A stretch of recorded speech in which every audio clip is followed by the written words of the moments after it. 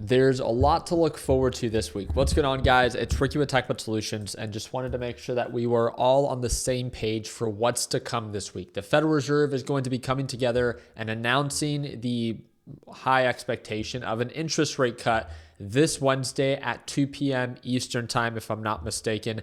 I will be live streaming it for free on my YouTube channel. So if you want to tune on in, all you have to do is drop a thumbs up and subscribe. But as you guys can see, one of the positions that I ended up shorting today was PLTR, and I walked away with a little bit over $1,200 on the day. And like I showed you guys in today's earlier video, my secondary short, or my first short originally, was AVGO on the retracement, and this was during my live trading session with the LPP team.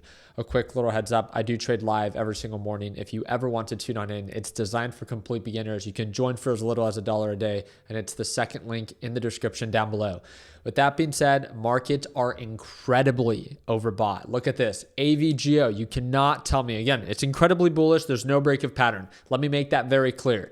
You cannot tell me this thing is not just the ticking time bomb for a retracement and a pullback.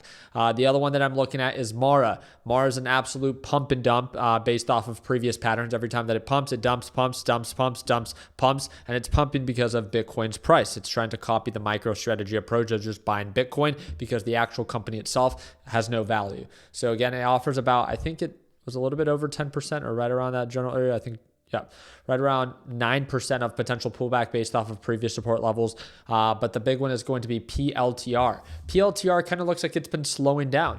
PLTR saw a little bit of a retracement today, and then for majority of the day tried to recover and then selling into the aftermarket hours. So I'm excited to follow up to see if this thing actually breaks its pattern below the moving average on this 1 hour time frame and actively begins to sell off. Because again, this thing is a ticking time bomb for a potential retracement all the way back down to that moving average on that 4 hour time frame.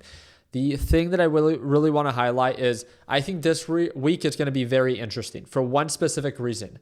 The FOMC rate decision on Wednesday. So on Wednesday, the Federal Reserve is supposed to decide if they're going to be cutting interest rates as the market is expecting them to do. Remember, the Federal Reserve will cut interest rates and therefore making it less expensive for people like you and I to borrow money and for businesses to borrow money, right? So if it's less expensive, it's more affordable, meaning our margins, or we're more likely to be able to spend more money because again, it costs us less, therefore boosting the economy. So again, if they stay the course, market should react in a positive way. But if you look at every single time before an FOMC rate decision, normally the markets like to de-risk, especially after a very significant rally like we've recently seen, right? With the strong higher highs and the higher lows, markets are pushing up just like Tesla, just like everything else is being hyped up, AVGO, right? For no given reason. There's no fundamental change that has recently happened. Tesla is now releasing articles of like, oh, it's going to be the world leader in AI. It's now bound to be a $2 trillion company. Where was this type of energy during the Robotaxi event? Because that's when they announced everything. But if you remember and think back, Tesla was selling off. But nonetheless, right, hype is present. There is no break of pattern. The thing that I'm focused on this week, because it's week after week, we don't expect the market to crash this week, nothing like that. Markets are overbought. Normally before an FOMC rate decision, markets tend to de-risk. Just be aware of that. I'm not here to instill fear in you. I'm not here to, you don't need to short the markets, nothing like that. It's don't be surprised if markets begin to retrace a little bit. And by markets, I mean by NASDAQ and the rest of big tech, because again, before a major Fed meeting, as this one that's going to be on Wednesday, markets just like to de-risk due to the unknown. Obviously, it's very likely that the Federal Reserve is going to be cutting interest rates. But again, it's something that the market tends to do often. So I just want to make sure that I share this with you so you are not surprised. There's no question because of how incredibly overbought the markets have become. There's huge potential on pullbacks. And that's exactly what I'm going to be looking forward to every morning during our live trading sessions with the LPP team. Again, I do trade live. You do not have to join. You can learn how to trade completely on your own.